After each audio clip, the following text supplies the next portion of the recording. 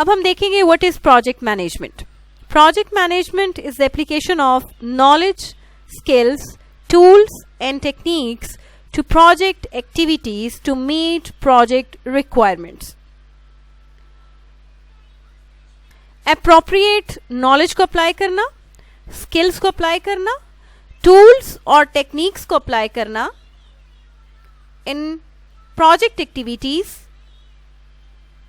project requirements को meet करने के लिए is called project management. सो हम ये कह सकते हैं कि प्रोजेक्ट रिक्वायरमेंट्स को मीट करने के लिए the application of knowledge, appropriate skills, appropriate tools and techniques to the project activities is called project management. किसी भी प्रोजेक्ट को अगर हम सक्सेसफुली मैनेज करना चाहते हैं तो हमें उस प्रोजेक्ट का डिटेल्ड नॉलेज होना चाहिए, हमारे पास मैनेजमेंट नॉलेज होना चाहिए. ठीक है जी. उस नॉलेज को अप्लाई करते हुए, अपनी स्किल्स को अप्लाई करते हुए, टूल्स और टेक्निक्स को अप्लाई करते हुए उन तमाम प्रोजेक्ट एक्टिविटीज़ को जिनको हम कैरी कर रहे हैं, इस तरीके से हमने अप्लाई करना है ताकि हम अपने प्रोजेक्ट की रिक्वायरमेंट्स को इजीली मीट कर सकें. जो हमारे प्रोजेक्ट मैनेजर्स होते हैं उनका जो बेसिक फोकस होता है, उनकी जो कोशिश होती है वो ये होती है कि वो ट्रिपल कॉन्स्ट्रेंट को मीट करें. और ट्रिपल कॉन्स्ट्रेंट हम पहले पढ़ चुके हैं कि सक्सेसफुल प्रोजेक्ट्स वो होते हैं जो प्रोजेक्ट स्कोप गोल्स को मीट करें, टाइम गोल्स को मीट करें और कॉस्ट गोल्स को मीट करें. एक प्रोजेक्ट जो है वो कब सक्सेसफुल प्रोजेक्ट होगा? जब हम उसके स्कोप को इजीली मैनेज कर लेंगे, जब हम उसके टाइम को इजीली मैनेज कर लेंगे और अपनी कॉस्ट को इजीली मैनेज कर लेंगे.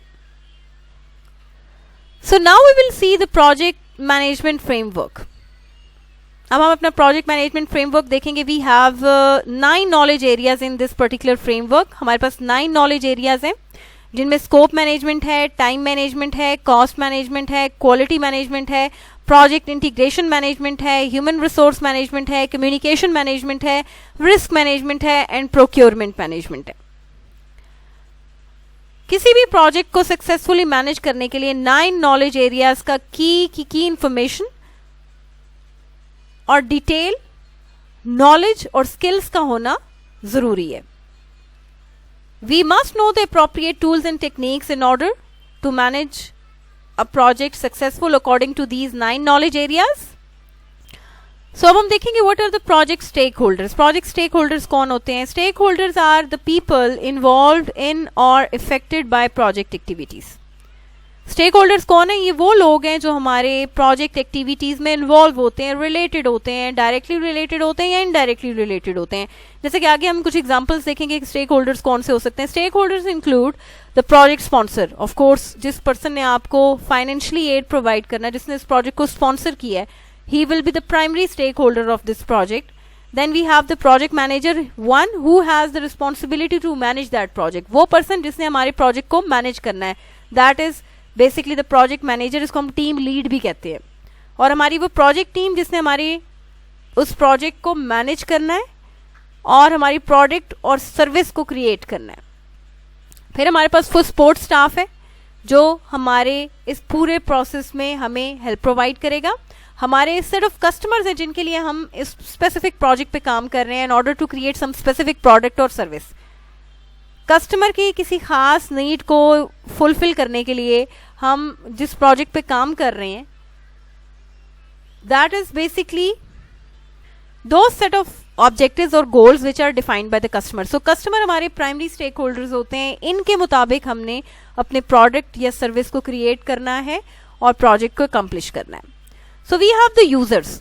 अब जिस प्रोजेक्ट में जो स्पेसिफिक हम सर्विस प्रोवाइड कर रहे हैं या जो प्रोडक्ट हमने बिल्ड करनी है, उसके यूजर्स कौन है? उन यूजर्स की नीड को सेटिस्फाई करना ये हमारा प्राइमरी गोल है. सो हमारे स्टेक होल्डर्स में जो 6th नंबर पे जो हमारे पास लोग आते हैं, those are the users. Then number 7 we have the suppliers. Project development में हमने ये देखा होगा, ये मैनेजमेंट में आपने ये पढ़ा होगा कि हम लोग प्रोक्योरमेंट मैनेजमेंट को भी फोकस करते हैं, which is one of the knowledge area of your project management. इस प्रोक्योरमेंट मैनेजमेंट में क्या होता है कि कुछ ऐसी सर्विसेज होती हैं जो हमें रिक्वायर्ड होती हैं, प्रोडक्ट्स होती हैं रिक्वायर्ड होती हैं in order to manage and develop the project. तो उस सूरत में कुछ सर्विसेज ऐसी होती हैं जो हमारी ऑर्गेनाइजेशन के अंदर से ही प्रोवाइड की जाती हैं, कुछ सर्विसेज ऐसी होती हैं, कुछ नीड्स ऐसी होती हैं जो फिर हम थर्ड पार्टी से गेन करते हैं. Means we have the third party suppliers, जिनका मकसद क्या होता है, जो हमारे साथ कॉन्ट्रैक्ट साइन करते हैं और वो क्या करते हैं कि वो हमें वो सर्विसेज प्रोवाइड करते हैं जो हमें उस प्रोजेक्ट को बिल्ड करने के लिए, मैनेज करने के लिए हमें रिक्वायर्ड होंगी. So those are the suppliers, they are again the stakeholders of our project. And yes, the opponents to the project. And finally वो लोग जो आपके कॉम्पिटेंट्स हैं, ठीक है जी, वो लोग जो आपकी उस प्रोजेक्ट के कॉम्पिटेंट्स हैं, वो भी आपके प्रोजेक्ट के स्टेक होल्डर्स हैं, because they are the persons और दे आर द ऑर्गेनाइजेशंस जिनसे हमें बहुत सारी इंफॉर्मेशन मिल सकती है. हम अपने काम को उनके काम से कंपेयर करके मजीद बेहतर बना सकते हैं. जैसा कि हम पढ़ चुके हैं कि we have the 9 project management knowledge areas. Knowledge areas describe the key competencies that project manager must develop. हमारे पास वो की स्किल्स, कॉम्पिटेंसीज, एक्सपीरियंस जो हमारे प्रोजेक्ट के मैनेजर के पास मस्ट होना चाहिए, वो इंफॉर्मेशन या नॉलेज होना चाहिए जो इन नॉलेज एरियाज से रिलेटेड है. Four core knowledge areas lead to specific project objectives. हमारे पास 4 कोर नॉलेज एरियाज ऐसे हैं जो हमें स्पेसिफिक प्रोजेक्ट ऑब्जेक्टिव्स को मीट करने के लिए रिक्वायर्ड होते हैं, जिसमें 4 जो हमारे कोर नॉलेज एरियाज है उनमें हमारे पास स्कोप है, टाइम है और cost, and finally we have the quality. जैसे ट्रिपल कॉन्स्ट्रेंट में हम पढ़ चुके हैं कि किसी भी प्रोजेक्ट को सक्सेसफुल बनाने के लिए जो हमारे पास मेजर 3 गोल्स हैं, उनमें हमारे पास टाइम, स्कोप को मैनेज करना है, टाइम को मैनेज करना है और कॉस्ट को मैनेज करना है. और फाइनली जो हमारा फोकस होता है that is to get the quality, that is the development of a quality product. फिर हमारे पास 4 फैसिलिटेटिंग नॉलेज एरियाज है. वो नॉलेज एरियाज जो हमें फैसिलिटी प्रोवाइड करते हैं in order for the effective project management. और बेसिकली ये वो मीन्स हैं, ये वो जराए हैं जिनके थ्रू हम अपने प्रोजेक्ट के ऑब्जेक्टिव्स को अचीव कर पाते हैं. जैसे ह्यूमन रिसोर्स को मैनेज करना, communication management, risk management, procurement management are those knowledge areas जिनको हम फैसिलिटेटिंग नॉलेज एरियाज जो है वो कंसीडर करते हैं. One knowledge area which is called project integration management it is related to all the other knowledge areas. Basically ये वो knowledge area है जो हमारे तमाम दूसरे knowledge area से इफेक्ट भी होता है और उनको इफेक्ट भी करता है.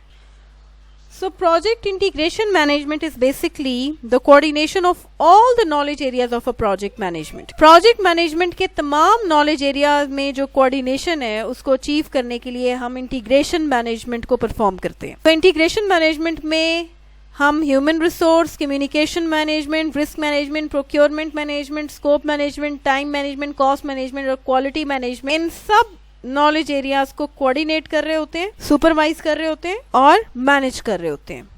All knowledge areas are important. So in order to manage a project successfully, किसी भी प्रोजेक्ट को सक्सेसफुली मैनेज करने के लिए तमाम नॉलेज एरियाज में एक्सपर्ट होना ज़रूरी है. सो तमाम नॉलेज एरियाज जो हैं वो इम्पॉर्टेंट हैं.